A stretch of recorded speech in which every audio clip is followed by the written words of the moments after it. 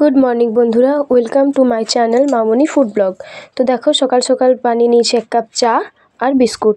এটা এখন আমি খেয়ে নেব। তারপর এখন সকাল 10টা মতো বাজে, করে নেব হচ্ছে ব্রেকফাস্টে হচ্ছে বাদাম আর মুড়ি। বাদাম ভেজে নিয়েছি আর মুড়ি। তারপর কি রান্নার দিকে চলে যাব। তো এখানে বানিয়ে নিয়েছি এখন ভাত বানিয়ে নিয়েছি। সবার আগে আমি ভাতটাই বানাই। তো তারপর হচ্ছে করে নিয়েছি হচ্ছে ডালের বড়া, এই যে ডালের বড়া।